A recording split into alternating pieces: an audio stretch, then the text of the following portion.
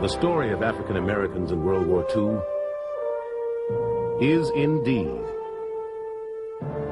a legacy of patriotism and valor. In 1941, Americans looked at their world and saw war everywhere. Across the Atlantic, Adolf Hitler's German troops occupied nearly every inch of Europe, from France to Russia, to the Baltic Sea and in North Africa. In the Pacific, the Japanese Army and Navy had already captured parts of China, Manchuria, Korea, and a number of nearby islands. Pearl Harbor would soon stun the United States into war.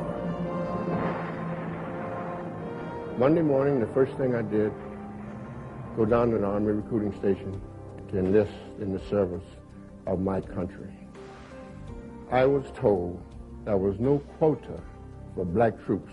You've got to remember that this country was very discriminatory, segregated, and there was no change.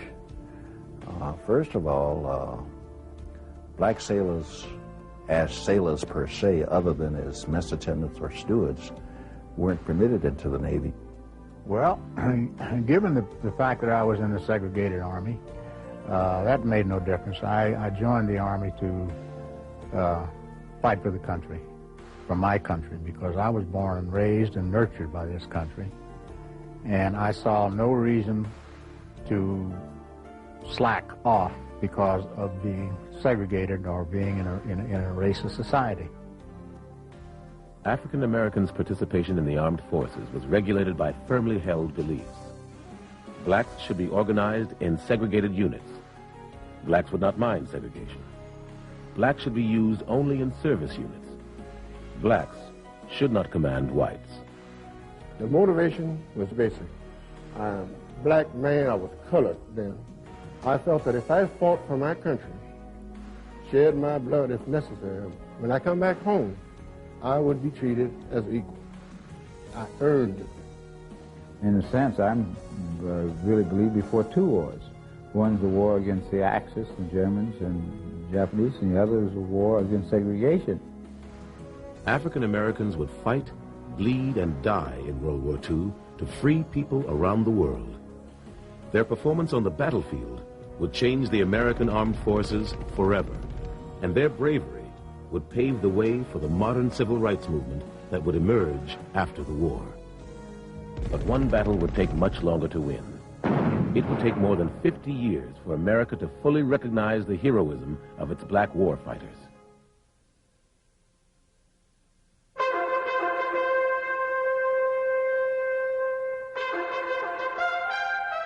More than 50 years ago, an unspeakable tyranny threatened the world's freedom, and men and women in overwhelming numbers answered the call to arms.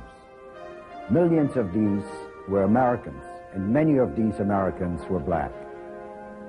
In the Second World War, more than 1 million African-American men and women served on land, at sea, and in the air. They served also to ensure that the freedom for which they fought abroad could not be denied at home. The program you're about to see is a chronicle of their service.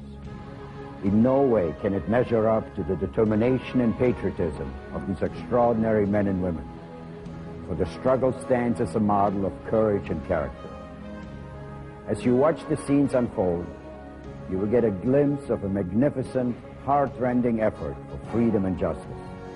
Today, the triumphs of these African-American men and women in war and at home are a lasting legacy for every soldier, sailor, airman, marine, coast guardsman, and merchant marine who served in World War II.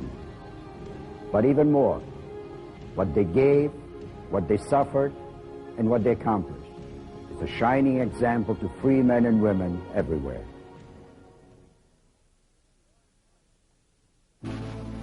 It is very important to note that black Americans have always fought for this country. In the American Revolution, 5,000 fight for freedom. The War of 1812, thousands more serve on land and at sea. The Civil War. African Americans fight for freedom and dignity. The 9th and 10th Cavalry Regiments open up America's western frontier as the Buffalo Soldiers. The 24th and 25th Infantry helped Teddy Roosevelt's Rough Riders at a crucial moment in the battle for San Juan Hill. 400,000 African Americans served in World War I. 2 all-black combat divisions were activated, the 92nd and the 93rd Infantry. But it is under the command of the French Army that black American infantry would prove their mettle on the battlefield.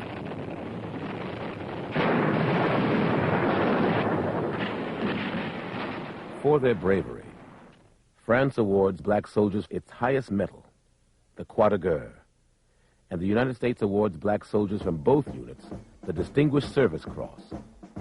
Despite their bravery, the number of black soldiers in the Army are severely reduced during the period between World War I and World War II. In 1940, there were only 4,451 African Americans in the United States Army. 5 were commissioned officers and 11 warrant officers. The rest were enlisted men, mostly in service and supply units. There were no black Marines and only a few mess stewards in the Navy and Coast Guard.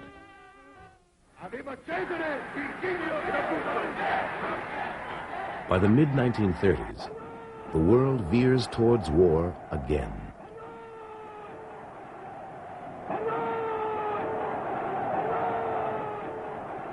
African Americans still must fight for the right to do their part. At West Point, the Army's military academy, the color barrier remains difficult to crack. Benjamin O. Davis, Jr. graduates from West Point in 1936. He is the first African American to graduate from the Point in the 20th century. Not one social word was spoken to Davis in his 4 years at West Point. The Reserve Officer Training Corps, ROTC, allows some African American college students to become officers. Meanwhile, African American organizations and newspapers petitioned President Franklin D. Roosevelt and his administration for dignity and equality in the armed forces.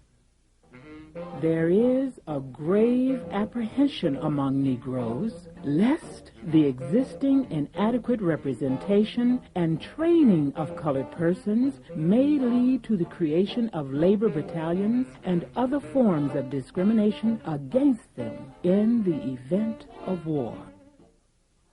September 1940. Congress passes the Selective Service and Training Act. The first number is serial number 158.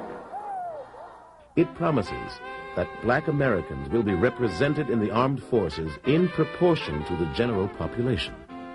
PFC, the CPL, SGT, the LT, CP, the OD, the MP makes you do cat beat. It's a G.I. jive, man. But the Marine Corps isn't accepting blacks. The Army Air Corps isn't accepting blacks. The Navy is, but only as mess attendants. The Army takes African Americans, but only as replacements for its all-black units. On the home front, blacks face discrimination in the expanding defense industry. African American organizations continue to protest.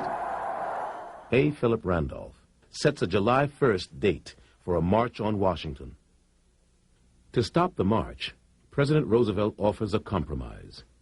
He issues Executive Order 8802, which establishes the President's Committee on Fair Employment Practices. The order promises to end discrimination at factories producing for the national defense.